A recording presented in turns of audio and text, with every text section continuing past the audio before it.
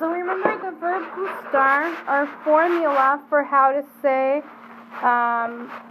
use the verb gustar is, I don't know that we used this word before, but it's called an indirect object pronoun.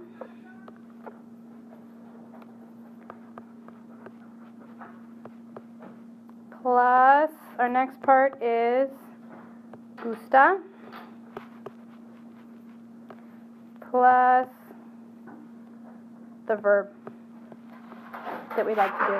And the verb, we're going to have it in the unchanged form, which is called the infinitive.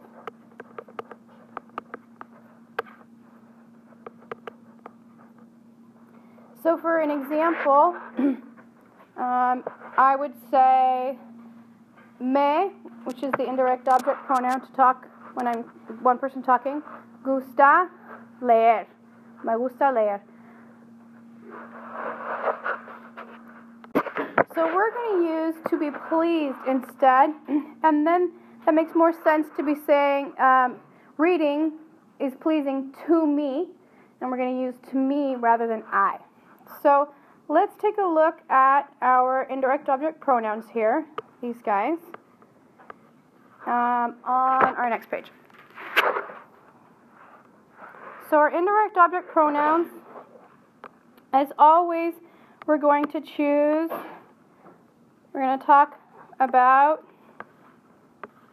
the person talking, the person you're talking to, formal and informal, person you're talking about, and you have one person and then you have the plural. Okay? So, our indirect object pronouns, how do we say it's pleasing to me? Go ahead out loud. Go ahead. Me gusta. So, pleasing to me is me. To you, one person informally. Clase? One person. Clase? Te. If you want to be formal, clase? Le. If we're talking about one person, clase? Le. Clase means class. You get that, right? Okay, the plural. So me and a whole bunch of people. It's pleasing to us would be nos. Good. And to ustedes, to you guys, les. And to ellos, so if we're talking about people, les. Okay, good. This part we already knew.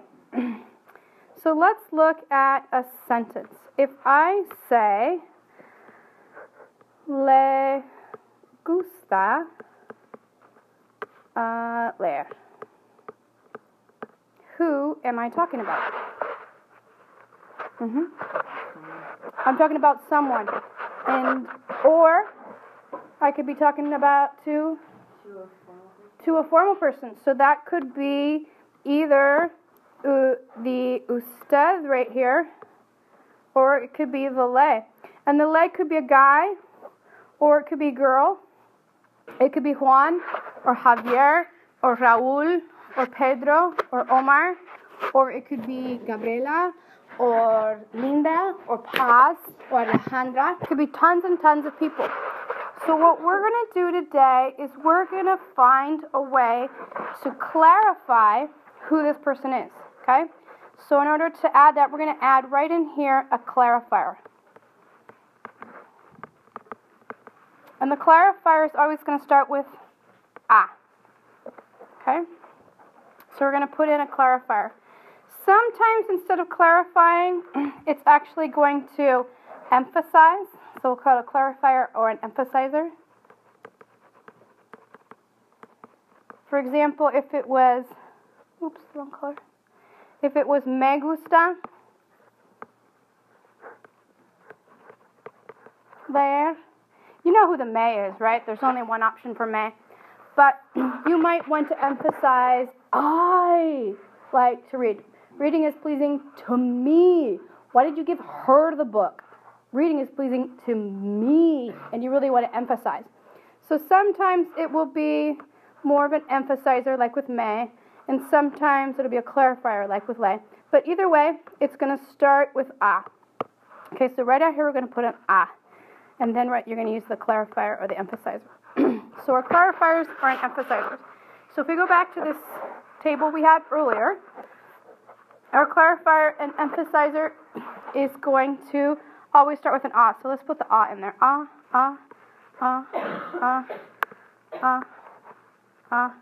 and a.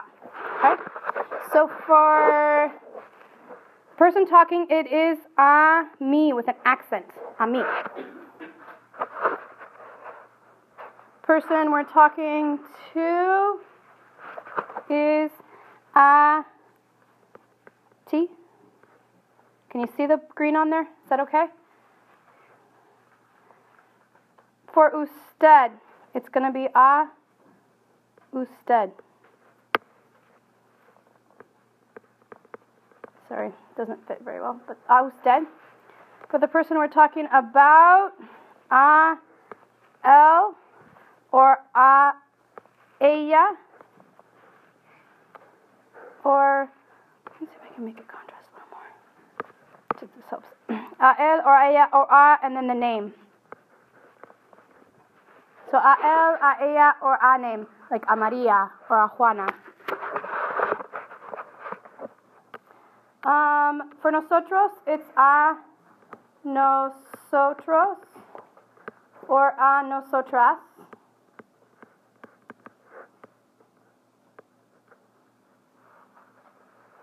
For ustedes, it's going to be a ustedes. For ellos, it's going to be a ellos, a ellas, or a name, y a name. For example, a Juan y a Carlos. So taking a look at these, for the most part, they're pretty much the same as our subject pronouns with the two exceptions, here and here. So a mí is different, it's not a yo. A ti is different, it's not a tú. But all the rest are the same. A usted, a él, a ella, a Juan, a nosotros, a nosotras, a ustedes, a ellos, a ellas, a Juan, y a Paco. So all the rest stay the same. That's only the funny one there. So our new formula is going to be the clarifier plus your indirect object pronoun plus gusta plus the verb and the infinitive. And remember, the infinitive means the verb not changed. Hablar, pasear, hacer. So if we look at a sentence, if I want to say, Pablo is pleased by skateboarding. So Pablo likes to skateboard. Skateboarding pleases Pablo. So we're going to say, Pablo. And then, which do we choose for Pablo? Mete, le, nos, or les? Le. And then, gusta. Andar is our verb. And patineta. Okay. So, also I want to point out that the clarifier is optional. It's extra. Okay? So a Pablo, we can have it with or without the a Pablo. Either way is correct. We always have to have the mete, le, nos, or les. But a Pablo, we have the decision of putting it on there. If we chose, instead of saying a Pablo, what's another way of saying the same clarifier or emphasizer?